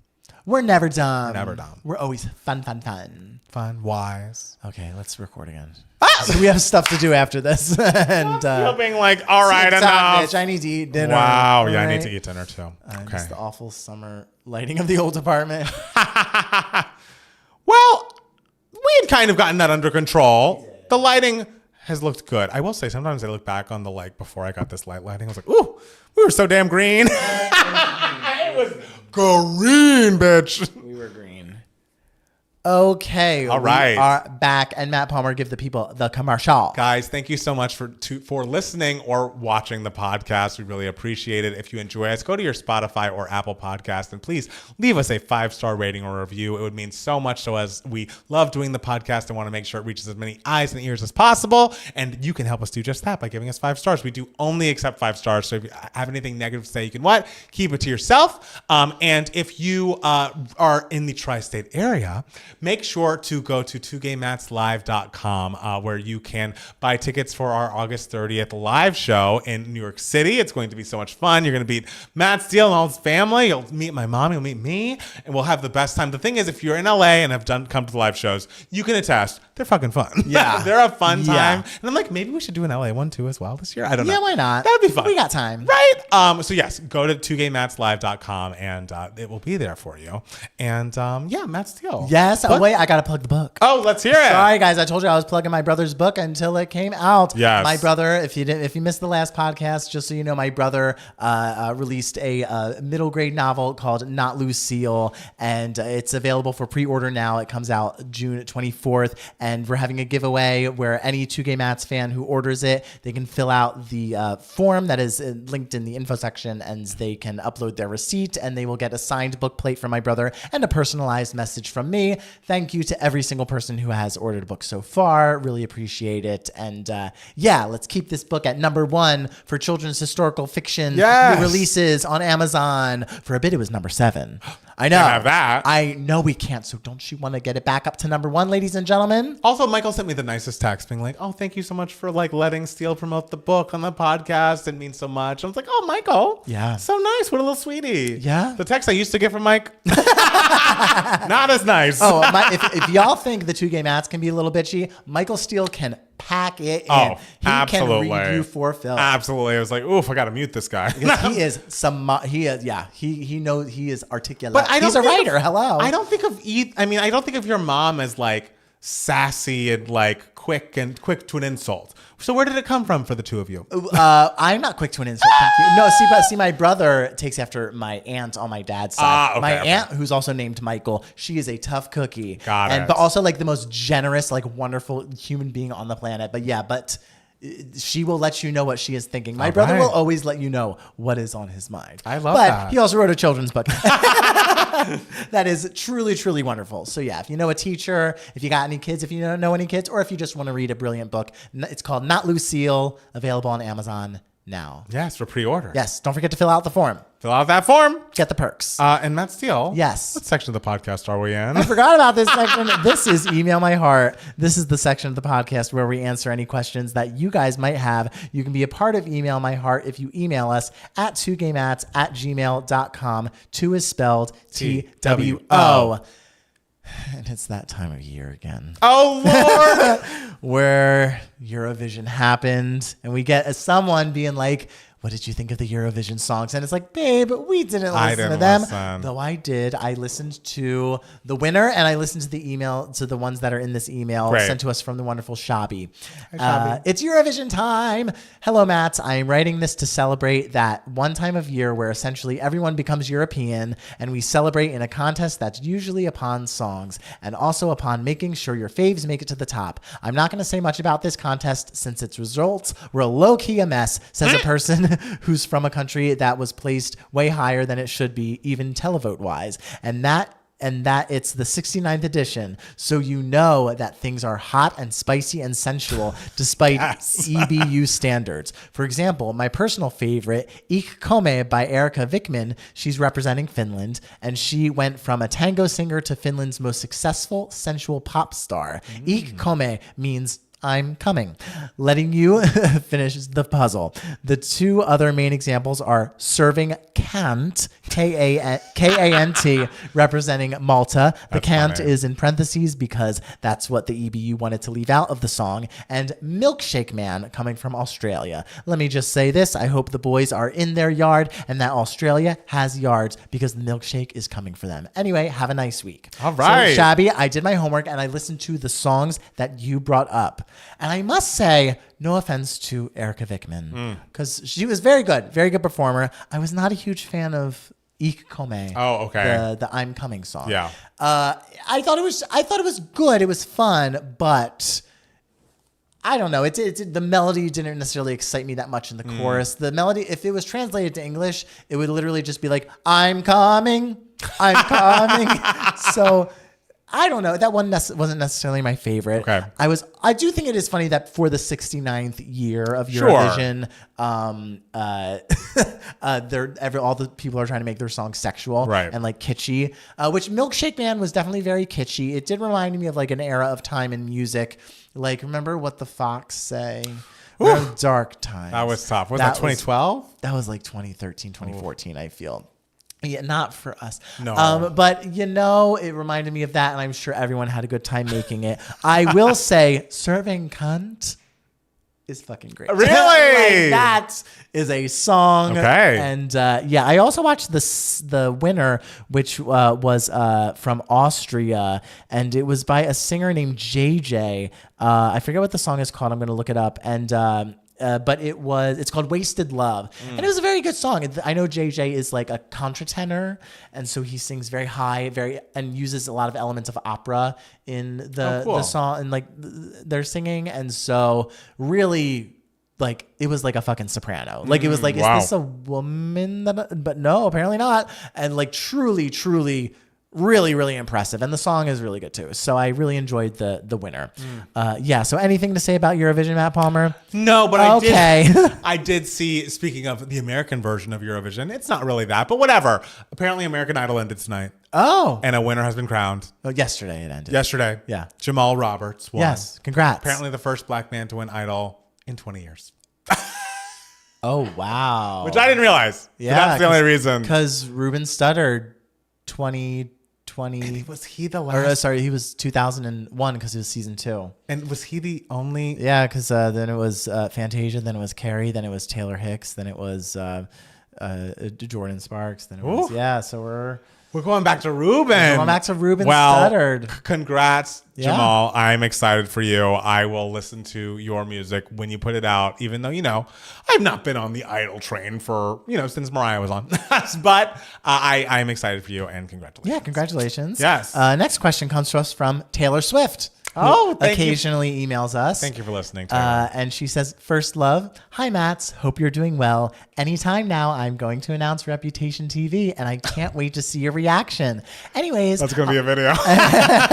Anyways, I'll try to keep this email short. How do you know if you are in love? What's it supposed to feel like? And after how long, if I am still not in love with someone, should I realize maybe this relationship isn't for me? I've been seeing someone for about a year now, and I don't think I'm in love. I like him a lot, but the way movies and my friends talk about love is not the way I feel. I don't want to drag this on, but also don't want to miss out on something, as I do feel a connection. I think it's interesting that Taylor Swift herself is emailing us. What is love? What? She's gotten so desperate to break that prophecy that she's resorted to asking 2 random gay YouTubers. That's us on the internet. Girl, you never know. You never. I think like romantic love takes many different forms. Like, you shouldn't be listening to the songs or like watching the movies or asking your friends, because it's going to feel different for everyone. I do think for me at least, I feel like there's very much like a honeymoon phase. Yeah. Like, I think you're going to have the peak of those like emotions earlier on. Like, I feel like it's going to be like, oh wow, I can't spend a second away from this person. The chemistry is everything. And like, and then the love kind of transforms into different forms. I don't mean to be rude. It sounds like you're young. And I don't think... Well, she was born December 13th, 1980. That's true. I don't think if you're looking for that euphoria, you're going to get it with this person if you've not felt it in this first year. And if that's what you're looking for, if that's what you want, then maybe like if this is one of the first people you've dated, maybe go try dating other people, seeing something that might be a better fit for you.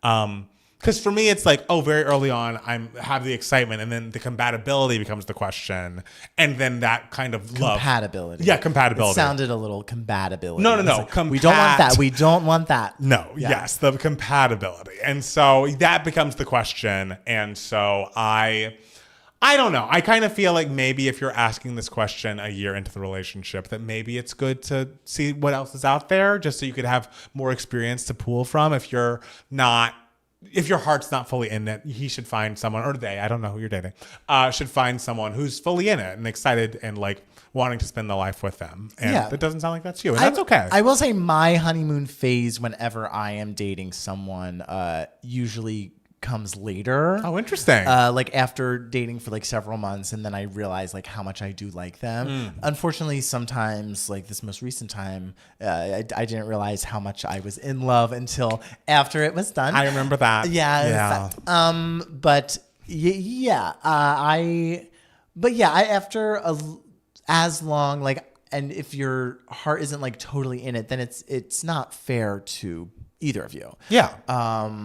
But yeah, there isn't like a moment where you feel like immediately feel like, oh, this is what love feels like. You know, you kind of just you're always kind of, even if you are in love, which everyone has a different definition of what being in love is. So this isn't like a concrete science here. So don't be looking for that. Even if like your moments, if you were with them for God knows how many years and everything, you will find moments where you're just like, did I make the right choice? Like, is this what it should be and everything? But then there will be little moments where you realize like, yes, this is, you know, I'm so glad it's you. Yes, you know? Exactly. And because at that point, like you're in it together, like you're committed to each other, right? You know, so, and you have built a life together, but it doesn't seem like you're at that point right now.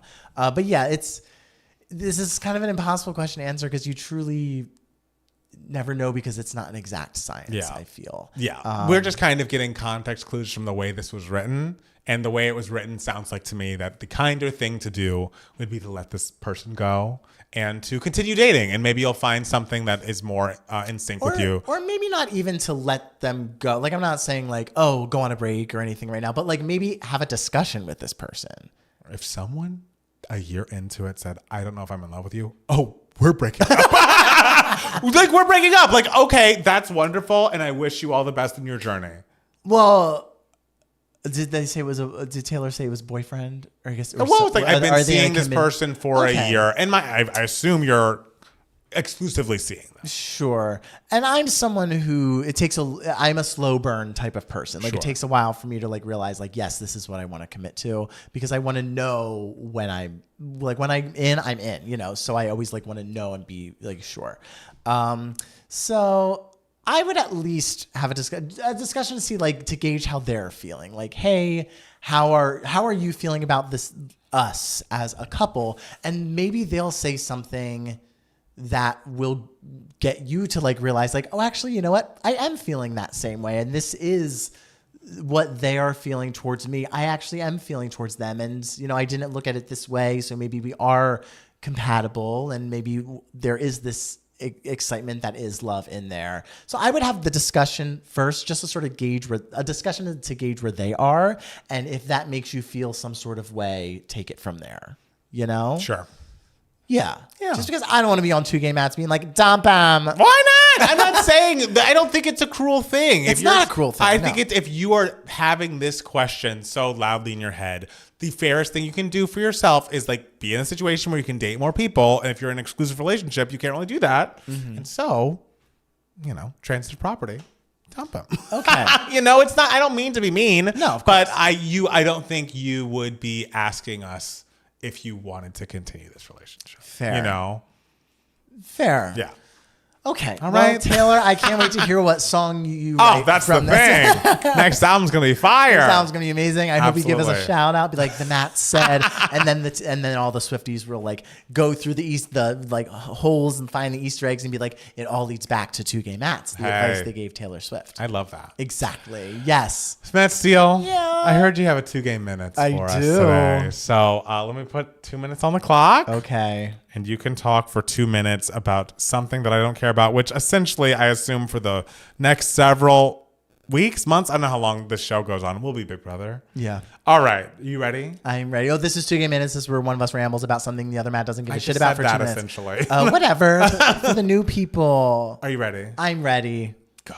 Okay, so Big Brother has announced its day that it is premiering. Big Brother 27 is premiering on July 10th, which is good because lately Big Brother's been starting later in the summer and it's been miserable. Oh. It used to start like middle of June, and then it moved to end of June, and then it got all haywire because of COVID and then strikes and blah blah blah.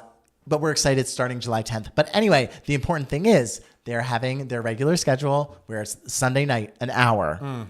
Thursday night eviction episode, an hour. Wednesday night episode is now an hour and a half. So that's a half hour more of Big Brother every single week, which we think is a little weird because the Thursday episode, which is the live eviction, should be an hour and a half because more happens in that episode because like it's covering more days of the week. And like those are the most eventful days. That's Monday through Thursday, like all jam-packed in one episode. That should be an extra half hour. Okay. But whatever, we will take whatever Big Brother content we can get. But the exciting thing is that on every other Friday, they are going to have a new show. I forget what it is called, but whatever. A new show where I think they said 4 old previous house guests. I don't know if it's the same every episode or not. Okay. Are going to be sitting down analyzing the game of Big Brother, like having a discussion. That's a good idea. Analyzing the game and also showing footage that didn't make the episodes. And so I'm so excited for this because like even though there's 3 episodes of Big Brother a week, seconds. like we always say there's never enough time to really dive into the nuance of all of the gameplay and everything. And we always say that the live feeders always have a much better time than people who just watch the edited episodes because as a live feeder, you're getting so much more information. There's so much more complexity to the characters, to the game. I'm so excited. I think they're doing this because this season of Survivor is apparently really bad and this era is apparently really bad. And so I think they're trying to show like, hey, let's make this show more than just like a little summer fun house. Let it be something that you can truly analyze and dissect like intelligent, brilliant people. 2 minutes. Okay. Great. So more Big Brother. I think that Friday episode does sound like a good idea. It's like they're kind of making their own talkback podcast with people who really know, the game. I think that's smart and interesting. I don't think you ever need more than the 3 hours you get. Like that extra 30 minutes on Wednesday. Maybe it'll be good. It would be better if it was Thursday because those are the exciting episodes. Right. Like the Sunday and Wednesday episodes they're hit or miss. Okay. Yeah. So do we want to go to Travis tracks? Because I'm very curious. After last week, when Travis, who is Matt Steele's roommate, and Matt Steele made him a playlist of pop music, like high points according to Matt Steele between 1991 and today, which is Travis's birth year. He is going through it. I believe we were in the 97, 98 era last week, and he did not like so many songs that have shaped me as a human being. And so I'm excited to hear what he thinks of some songs that came up in the past week. Yes. Yes. So these are the new tracks Travis listened to this week. I'm so nervous. Well, don't be nervous because the next song is Baby One More Time. Oh my God. He knew it. Yeah. And even though he already knew this song, I was like, I have to put this on this playlist for songs because he needs to know when in the timeline of history it arrived. Yes. Like it meaning like the greatest song of all time, the greatest pop song and the Max Martin revolution of music. Yes. So Baby One More Time, what he had to say was just like, the fuck do you want me to say? It's Baby One More Time. Yes, it is. Yes, it is. Yes, like it is. Truly, it's fantastic. It's like when on The View, Beyonce was like, well, you're Beyonce. Thank you. Like you are Baby you. One More Time. Thank you. Like I don't know what else anyone can say about this song. Next is No Scrubs by TLC. We recall he was a big fan of Creep and Waterfalls. Yes. And he very much liked No Scrubs as well. Yes. He was just like, this song is cool. It's like kind of like slinky. It's kind of sexy. I like it. Travis finds up-tempos very sexy. Yes, that's what we've learned. Yes. And so I told him all about Candy Burris and like how she became, while people may know her as a Real Housewife now, they don't realize that she was responsible for so much of the sound. It's like Max Martin, Candy Burris. Yes. The two late 90s. biggest, most identifiable sounds. Yes. Like aesthetics. So he really liked No Scrubs. Good. Then we get to Oops, I did it again. It's wild that was just 1 year later. Yeah, yes. I know. And so he said, I've obviously heard this song before, and I obviously have always liked it, but in listening to it so closely with Baby One More Time, am I going crazy, or is this not the same song? It is. It is, but it's great. It's great. Any song should be done twice, it is that one. Yeah. It's like listening to Since You've Been Gone and then My Life Would Suck Without You. And it's like oh, this is the same song. And it's like, okay, but they're both great. But they're both so great. Who cares? I'm glad they're both here. Yeah. And obviously one is a little more monumental than the other, but like I'm happy to live in a world where both exist. Exactly. Yeah, exactly. So I explained to him, it's like, yeah, they were like, okay, this is Britney's sound. We're gonna redo what we did for Baby One More Time. That album is so good. I was just listening to it for the 25th anniversary, and I was like, God, it's excellent. Yeah. Next is "Can't Make You Love Me" by Miss Britney Spears from Oops, I Did It Again. This was never a single, right? No. Yeah, and so I was like, we need to give him a little deeper cut here. Yes. A song that really represents the sound of this era to everyone. Yes. It should. And he essentially said, I don't know if I've ever heard this song before, but it sounds like the time. Yes. And he really liked it. He was just like, it's really good. And it sounds like the time. It sounds like a song that's familiar to me, even though I don't think I've ever heard it before. It's beautiful. And so it's like, yeah, that's Oops era. It's like all the songs yes. sound like this, and they're all good, except for like, Dear Diary or whatever.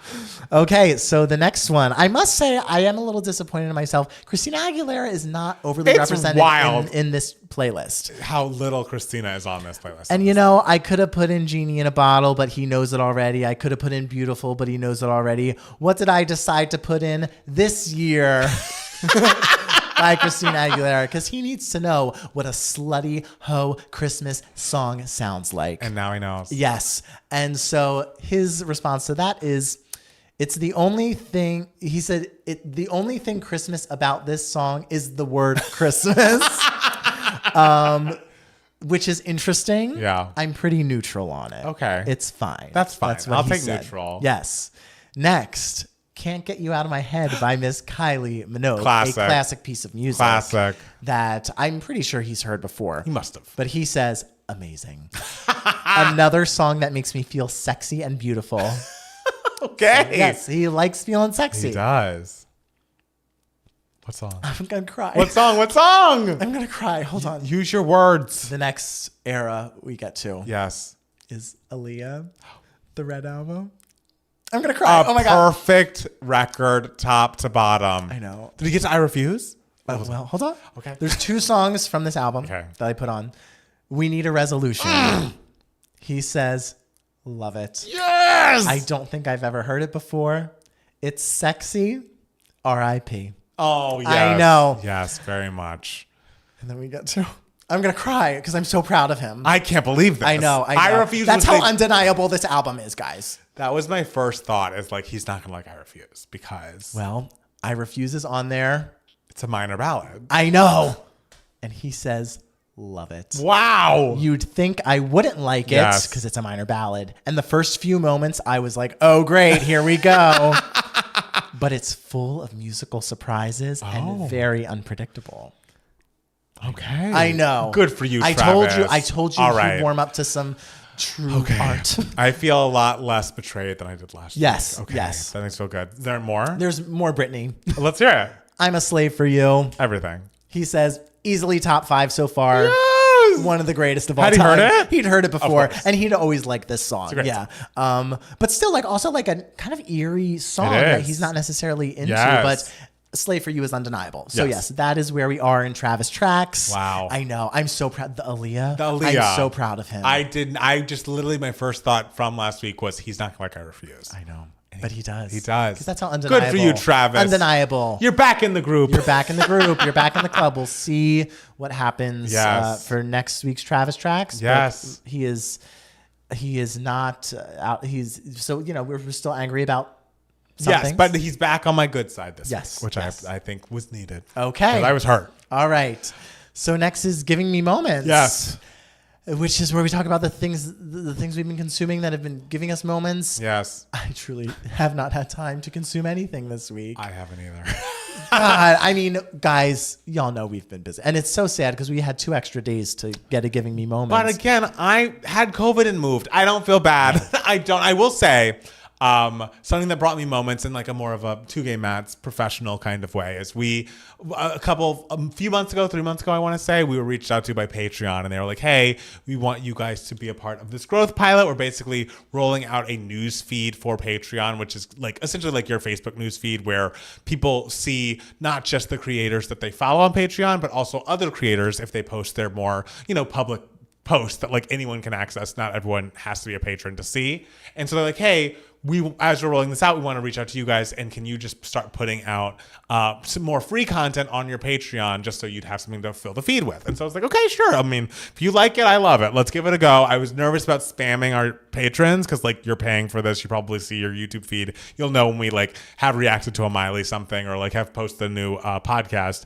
But it was fun to see how many people are free members that are just kind of waiting in the background for us to react to something like a Lady Gaga performance, Coachella performance, and like will want to be able to see all of our other stuff that's public, even if they are not currently a paying member. And so they reached out to us at the end of the experiment being like, hey, you guys were one of the most successful. Like we could see all the analytics and like the users, your free followers, like were engaging so much more than they ever were. And you got this many new patrons and all this stuff. Can we include you in the PowerPoint to show like how this growth pilot did and how, you know, successful it was for you guys? And it was just nice to be recognized as like, okay, we are trying to be full-time Two Gay Mats folks, and the fact that most of our income at this moment, not to be gross, but it's true, comes from Patreon. The fact that they have noticed us, and you know, are wanting us to build our brand with them. It's really exciting. It's really cool. Anytime anyone makes a PowerPoint slide about me that I didn't have to make, I'm always happy about it. And yeah, it just is cool. They're gonna, you know, when they have the big town hall about the growth pilot, they're gonna be including Two Gay Mats and hopefully showing us to a lot of other creators who, you know, are on the platform. And I hope it was successful for a lot of people, because like I think I'm going to keep up putting up our, you know, our free stuff on the Patreon, so people don't have to jump back and forth from YouTube to Patreon to see all of our content. They can see everything right in their Patreon feed. So it's just, it feels like it's not all for naught. Yes. Like the work that we put in like feels good. Absolutely. And I guess giving me moments like it is truly wonderful, like seeing, you know, like my best friends become parents and raise these like wonderful children that like you can see now that they're like 1.5 and 2. They're like slowly becoming like people who you can have full conversations with. Like it's so interesting seeing like my friends' personalities like transferred into child form, and it's like, oh, you are your mother. Like it's so like funny and just like wonderful, and like just having so much. It's so much fun seeing my friends have so much fun with their kids. It's like we were doing like a little like walk. We didn't like hike or anything, but like this, I was like walking with my friend Megan, and we like ran up this like kind of big-ish hill, and we just like we were watching as her 2-year-old Leander was like at the bottom of it, and we were just like, okay, you're gonna have to get up yourself and everything. And like he's like a very adventurous, like fun child, so he's didn't even like bat an eye. He was like, yeah, I'm gonna climb this hill. And so the entire time, like, you know, my friend Megan, who loves musical theater much, the entire time Leander's like walking up, she's just like singing Climb Every Mountain to him in full voice, operatically and everything. That's and so the funny. Time was so perfect. He reached the top to us like right when she ended the song. And it's like, this is how my friends like interact with their children. Absolutely. It totally is fitting. And so it's just like adorable and wonderful to see. I love that. Yeah. Oh, well, guys, we did it. We made a podcast this week. They said we'd never do it. Hey. But we did it. Yeah. Well, next week's podcast is probably going to be short. And, yes, there'll be less to go over. Unless something insane happens. And which I hope it doesn't. Yeah. Don't need to be stressed out. But thank you guys so much for listening and or watching the podcast. We'll be back next week with more Two Gay Mats, the podcast. Bye. Bye. Ooh. Oh, Lord. That's so dramatic. You did it. Okay. All right. All right. We did it. We did it. Guys. Good job. Who's ready for Lord's album? I'm ready. We're ready. It's only a couple weeks away. We're ready. I think Matt still wants to go. Well, we have to record all the other stuff. Let's just record one thing. Okay. All right. All right. Yeah. All right. Because I'm seeing you Thursday. Yeah, I'm seeing you Thursday. We can record the other stuff. Sure. Then, okay. But thank you guys for coming. This was a surprise. You guys are wonderful for being here. We appreciate you guys, the 47 who stayed on. You're love you. Brave, strong. Very brave, very strong. And we made a podcast. My power line worked. It didn't crap out. Thank you. Justice for Tevin Campbell. Yes, justice for Tevin Campbell. Yeah. He did it. If you know, you know. We will get food. Bye, Steve. Bye, Ellie. Bye, everyone. We love you all. Bye. And we'll see you next week. Back at our regular time.